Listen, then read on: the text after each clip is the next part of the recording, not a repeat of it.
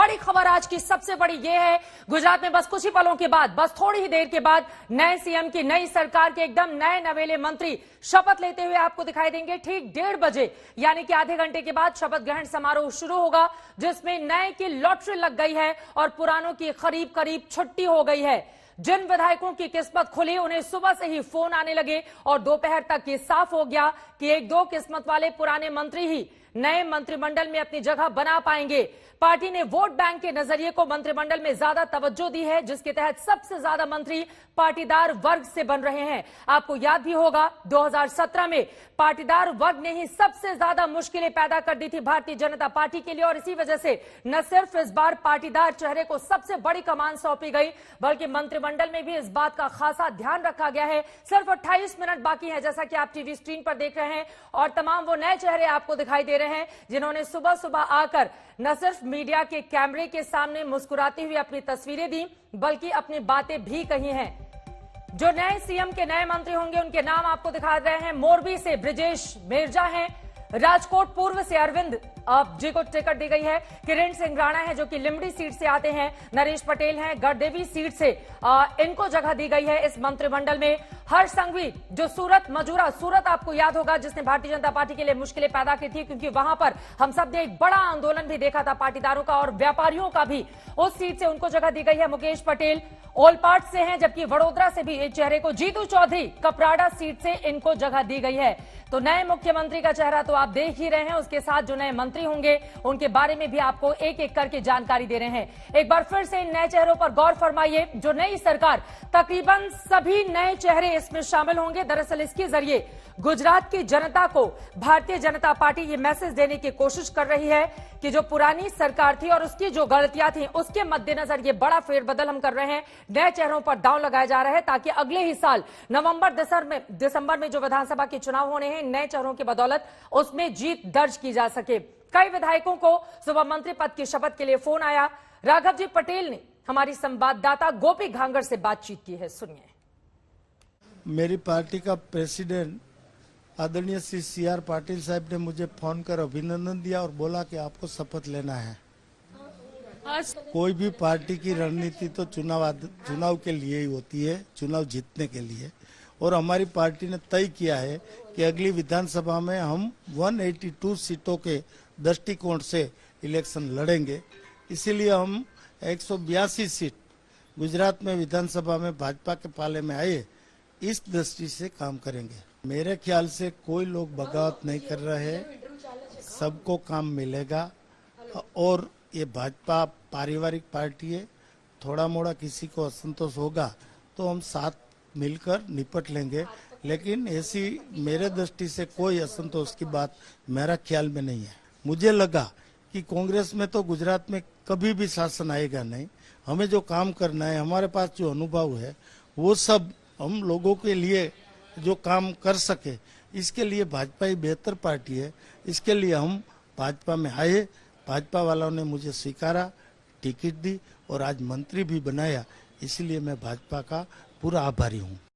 आधे घंटे के पहले हमारे प्रदेश अध्यक्ष जी CR पाटिल जी ने मेरे को फोन करके बताया था आपका मंत्रिमंडल में समावेश होता है। मैं बहुत खुशी हूँ, लेकिन जो मेरे को जो दायित्व मिला है वो दायित्व पूरी तरह से गंभीरतापूर्वक मैं निभाऊंगा और प्रजा की जो सुखाकारी है इसके बारे में जो हमारी सरकार की जो सूचनाएं मिलेंगी, ये सूचना मुझे मैं काम करूंगा। 22 के चुनाव को बस 1.5 साल का वक्त है, लगता है कि 1.5 साल इनफ रहेगा? बिल्कुल रहेगा, बिल्कुल रहेगा। और खास करके क्या क्या मुद्दे रहेंगे जो आप लोगों के बीच में ले जाएंगे? वैसे तो मैं ट्राइबल पॉकेट में से आता हूँ, हमारे ट्राइबल के लिए तो ज़्यादा प्रश्न भी रहते हैं, और ये प्रश्न में मेरा सहयोग कैसे रहे वो ऐसा ही मेरा काम रहेगा, इसमें कोई टेंशन नहीं। ये बताइए नरेश भाई कि इस बार साउथ गुजरात के और खास करके ट्राइबल्स जो है उनको ज्यादा मौका दिया गया है मंत्रिमंडल में, क्या कहेंगे आप उसको? हम लोग पूरे ट्राइबल जिनके ऊपर जो जिम्मेदारियां है, सभी लोग हम पार्टी के आभारी है कि पहली बार मेरे ख्याल से अभी तक 3 लोगों के पास फोन आया है और 3 को जवाब। कौन कौन है वो? जीतू भाई और कुबेर भाई डिनो। तो आपने सुना, यकीनन जिन नए चेहरों पर बीजेपी ने दाम लगाया है वो काफी ज्यादा खुश और गदगद दिखाई दे रहे हैं, अपने नए दायित्व के लिए पूरी तरह से तैयार। और इसी पर बातचीत करने के लिए इस वक्त हमारे साथ मेरे सहयोगी प्रभु चावला जुड़ चुके हैं, एडिटोरियल कंसल्टेंट है आईटीजी के, और इसके साथ अहमदाबाद से गोपी घांगर हमारे साथ जुड़ी हुई हैं, सुधीर रावल जी हमारे साथ जुड़ चुके हैं जो कि राजनीतिक विश्लेषक के तौर पर हैं। सबसे पहले गोपी, आपका रुख करते हुए किस तरह की चहल पहल दिखाई दे रही है, क्योंकि अपने आप में भारतीय जनता पार्टी के ये नए नवेले चेहरे बहुत ज्यादा उत्साहित दिखाई दे रहे हैं। आसपास की तस्वीरें हमारे दर्शकों को दिखाइए, क्योंकि अब आधे घंटे से भी कम का वक्त बाकी है इन नए मंत्रियों के शपथ ग्रहण में। बिल्कुल चित्रा, आपको बता दूं कि अभी आधे घंटे से भी कम वक्त बाकी है। यहाँ पे सारी तैयारियां हो चुकी है। आप देख सकते हैं यहाँ पे जो मंच है वो सज चुका है, जो लोग हैं वो आ चुके हैं। लेकिन चित्रा, हमें जो हमारे सूत्रों से जानकारी मिली है उस जानकारी के मुताबिक अभी भी शपथ ग्रहण में जो 1:30 बजे का वक्त है उसमें देरी हो सकती है, क्योंकि मनाने का दौर अब भी जारी है। कई सारे पूर्व मंत्री मानने को तैयार नहीं है, उनको मनाने का जो दौर है वो अब भी जारी है। इसमें करीब आधे घंटे से ज्यादा का वक्त लग सकता है, और यानी 1:30 बजे का जो टाइम था वो करीब 2 बजे के आसपास का हो सकता है। इस तरीके की जो जानकारी है वो हमें मिल पाई है। साथ ही बीजेपी के जो कार्यकर्ता है वो सारे यहाँ पे पहुंच चुके हैं। जो मंत्री है ये सारे ऐसे चेहरे हैं जो पहली बार मंत्री बनेंगे, और इनके कई ऐसे नेता है जिनके नाम भी हमने पहली बार सुने, क्योंकि आदिवासी ट्राइबल इलाके के जो एमएलएज है उनको अब मंत्री बनाया जा रहा है। करीब 4 ट्राइबल नेता को मंत्री बनाया जा रहा है, यानी 19% जो आदिवासी वोट बैंक है उस पे नजर बीजेपी गड़ाए बैठी हुई है। और दक्षिण गुजरात की अगर बात करें, क्योंकि आम आदमी पार्टी का सबसे ज्यादा असर दक्षिण गुजरात में देखने मिला था, तो दक्षिण गुजरात से करीब 8 लोगों को मंत्री बनाया जा रहा है। तो वैसे में ये सबसे बड़ी खबर होगी, क्योंकि 8 मंत्री सिर्फ दक्षिण गुजरात से, और उसमें भी 4 आदिवासी ट्राइबल मंत्री बनाना, ये बहुत बड़ी बात है। सौराष्ट्र से 7 लोगों को चुना गया है। गोपी, मैं चाहूंगी पीछे की तस्वीरें दिखाइए, और जरा जो कार्यकर्ता आपको दिखाई दे रहे हैं उन लोगों से अगर बातचीत भी आप कर पाए, क्योंकि ये जो मान मनोबल का दौर जारी है ये अपने आप में बेहद दिलचस्प हो जाता है। कल हम सब ने देखा था किस तरह से शपथ ग्रहण की खबरें कल आई, लेकिन उसको आज के लिए टाल दिया गया। उसके बावजूद नाराजगी अभी कम होने का नाम नहीं ले रही है। जो कार्यकर्ता वहां पर मौजूद हैं या फिर कोई नेता, उनसे बातचीत कीजिए। कैसे चलेगी फिर सरकार अगर इस तरह की रहेगी नाराजगी तो?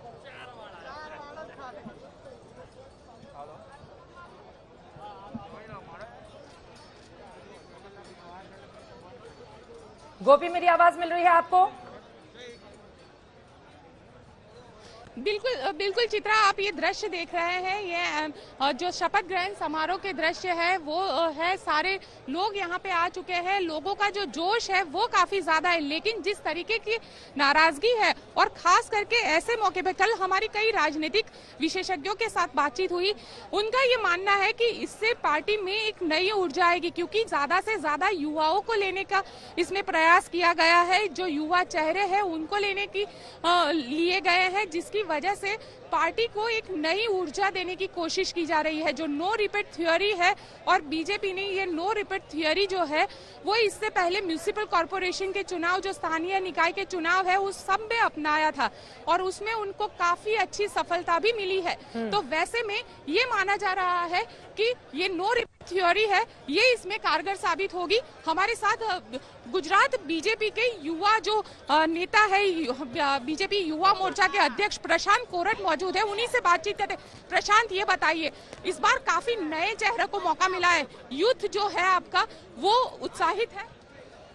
देश में आज जितनी भी बस्ती है उसकी 65% जो पॉपुलेशन है वो यूथ की है, और नरेंद्र भाई ने भी जब कैबिनेट रिसफल किया उसमें भी बहुत सारे यूथ को मौका मिला है। पहली बार इतिहास बना है कि देश के गृह मंत्री 35 साल के राज्य कक्षा के। तो वैसे भी गुजरात में भी नए यूथ को मौका मिला है। युवानों में खास बहुत उत्साह है आज। गाजे बाजे की भी पूरी तैयारी पीछे दिखाई दे रही है। गोपी, मैं फौरन लौटूंगी आपके पास। यकीनन अब वहां के जो शहर हैं वो तो इसी बात का दावा करेंगे कि पूरे भरोसे के साथ अगले चुनाव के लिए आगे बढ़ेंगे। प्रभु चावला जी हमारे साथ editorial consultant India today group के जुड़े हुए हैं। प्रभु, सीधे आपका रुख करते हुए, चूंकि अगर हम आंकड़ों को देखें तो सौराष्ट्र से 7 चेहरों को, उत्तर गुजरात से 3 चेहरों को, दक्षिण गुजरात से 8 चेहरों को और मध्य गुजरात से 6 चेहरों को शामिल किया गया है। एक तरीके से पूरे के पूरे मंत्रिमंडल को बदल डालो, कुछ इसी तर्ज पर बीजेपी गुजरात में आगे चली है। संकेत संदेश इसके क्या आप पढ़ पा रहे हैं इसमें, और इसके साथ ही जो नाराज लोग हैं उनको मनाने की चुनौती भी इस वक्त भारतीय जनता पार्टी के सामने है। देखो, पिछली बार जो मंत्रिमंडल बना था उसके अंदर क्षेत्रीय को जो भी लोग होने चाहिए थे उतने परिवर्तन नहीं किए थे उन्होंने, कि देखा था कि 99 सीट्स को लाई थी, इसलिए कुछ एक ही क्षेत्र के ऊपर ज्यादा जिम्मेवारी लगाई गई थी। क्योंकि अब चुनाव आ रहा है तो क्षेत्रीय केंद्रीकरण जितना भी होगा, डिसेंट्रलाइजेशन होगा, उतना ही वोटों की ज्यादा संख्या उनकी बढ़ेगी। कई क्षेत्रों में उनके वोट बहुत कम पड़े, अगर आंकड़ा देखेंगे कई क्षेत्रों के अंदर बीजेपी को बहुत कम वोट मिले थे, हालांकि जीते कहीं एक जहां नहीं उम्मीद थी वहां पर ज्यादा वोट मिले थे। तो ऐसा लगता है कि जो पिछली बार रह गए थे, क्योंकि नए चेहरे सारे के सारे आ रहे हैं लगभग वहां पर, तो ऐसे चेहरों को ला करके जो कभी मंत्रिमंडल पे नहीं रहे, मैं एक बात बता दूं, इस मंत्रिमंडल को और इस मुख्यमंत्री के चेहरे को लाने का मतलब यही है कि गुजरात प्रदेश को नई लीडरशिप प्रोवाइड करना है, चाहे वो ट्राइबल से आए, चाहे किसी और जाति से आए, हर तरह के नए लोग जो आने चाहिए जिनके बारे में लोगों को कुछ कहने के लिए बुरा नहीं हो। कि कई मंत्री ऐसे थे जो लोगों से मिलते नहीं थे, कई मुख्यमंत्री भी हमारे ऐसे थे, उनके बारे में शिकायत थी कि वो भी एक्सेसिबल ज्यादा नहीं थे। तो आप जो कह रही हैं कि हर क्षेत्र से प्रतिनिधित्व जो मिला है उसी हिसाब से मिला है कि अगले वोट कहाँ से आने वाले हैं। जहां उनको पिछली बार कम वोट मिलेंगे अगर आप देखेंगे तो वहां का मंत्रिमंडल प्रतिनिधित्व मेरे को लगता है इस बार ज्यादा किया गया है और उसको लेकर के बैलेंस बनाने की कोशिश की है। नेगेटिविटी फैक्टर जहां पर ज्यादा वोट मिले हैं वहां कम होगा और जहां कम मिले हैं उसको कैसे बढ़ाया जाए ताकि टोटल जो है पहले से ज्यादा हो, ये उनकी स्ट्रेटेजी दिखाई इस मंत्रिमंडल के पीछे दिखाई देती है। चेहरे के रूप में भी, जाति के रूप में भी, क्षेत्र के रूप में भी, जहां वोट कम है वहां पर बढ़ाना, जहां कम होंगे उसका कहां पर पूर्ति की जाए, ये एक उनका अर्थमेटिक बैठा हुआ है वहां पर। ये महत्वपूर्ण बात आपकी ओर से कही गई है। यकीनन अब जो जातीय समीकरण साधने की कोशिश की गई है बीजेपी गुजरात की ओर से, उस पर सुधीर जी मैं आपकी टिप्पणी लूंगी क्योंकि काफी महत्वपूर्ण हो जाता है। पाटीदारों ने जिस तरह की मुश्किलें 2017 में बीजेपी के लिए पैदा की थी उसी से सबक लेते हुए इस बार कई पाटीदार चेहरों को और मुख्यमंत्री को भी जिस तरह से बदलकर पाटीदार चेहरा लाया गया भूपेंद्र पटेल को, इसके अलावा मंत्रिमंडल में भी इस जाति के लोगों को खासतौर से तवज्जो दी जा रही है। तो क्या इसके जरिए जो नाराजगी थी उसको कम कर पाने में बीजेपी कामयाब होगी? इस पर हम चर्चा को आगे बढ़ाएंगे। उसके पहले अपने दर्शकों को बता दें, नए सीएम नए चेहरों पर दांव लगा रही है बीजेपी। कुबेर डिंडोर भी मंत्री पद की शपथ लेने वाले हैं। उन्हें फोन आ चुका है और काफी ज्यादा खुश और गदगद वो दिखाई दे रहे हैं। सुनिए। मिलकर हम काम करेंगे और मुझे आज ये दायित्व पार्टी ने दिया है तो मैं तहे दिल से हमारे नरेंद्र मोदी साहब और जेपी नड्डा जी और हमारे अमित शाह साहब और सीआर पाटिल साहब हमारे टेक्नोक्रेट अध्यक्ष है और भूपेंद्र पटेल साहब का मैं तहे दिल से आभार मानता हूँ। लेकिन रणनीति क्या रहेगी फिर 2022? रणनीति तो हमारी टीम वर्क से हम काम करेंगे। रणनीति हमारी टीम की रहेगी, कोई व्यक्तिगत किसी की रणनीति नहीं होगी, हमारी टीम की रणनीति होगी। पहली बार ऐसा देखने मिल रहा है कि एक साथ 4 से ज्यादा आदिवासी नेताओं को शपथ ग्रहण के लिए बुलाया गया है। लगता है कि आदिवासी वोट बैंक पे इस बार काफी ज्यादा फोकस है और 7 दक्षिण गुजरात से। अच्छी बात है, ये आदिवासी को नेतृत्व दिया गया तो पार्टी का मैं आभार मानता हूँ। ये अभी दिया है, वो अगले भूतकाल में देना चाहिए। कांग्रेस ने नहीं दिया था, हमारी गवर्नमेंट ने दिया है, भाजपा ने दिया तो अच्छी बात है वो। लेकिन पिछली बार तो 2 ही थे, तो इसीलिए तो अच्छी बात है। मैं कह रहा हूँ ये हमारे लिए सरप्राइज, आदिवासी समाज के लिए सरप्राइज है। आदिवासी समाज को सही अर्थों में भारतीय जनता पार्टी के आने से आदिवासी समाज का डेवलपमेंट हुआ, विकास हुआ है। और ये एजुकेशन में भी हमारा समाज आगे बढ़ा।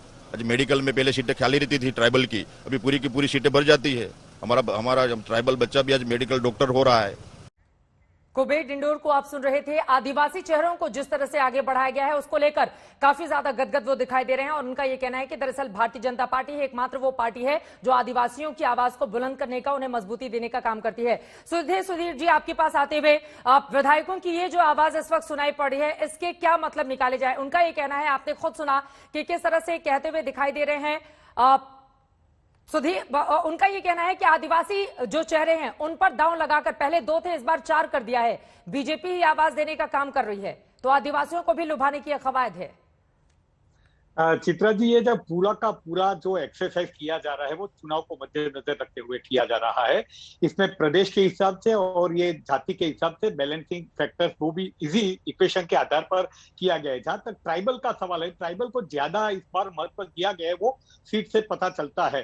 ट्राइबल का यहाँ काफी कुछ दबदबा भी है और उनकी पूरी समाज के अंदर एक वो भी फीलिंग थी कि हमें कम तवज्जो दिया जा रहा है, तो उसको बैलेंस करने की कोशिश की गई है।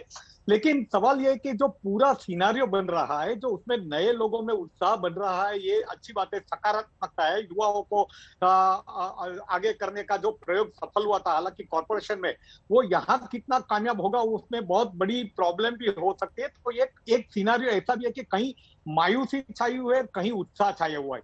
तो देखने वाली बात यह होगी कि आने वाले वक्त के अंदर गुजरात में ये राजनीतिक स्थिति कौन सी करवट ले सकती है।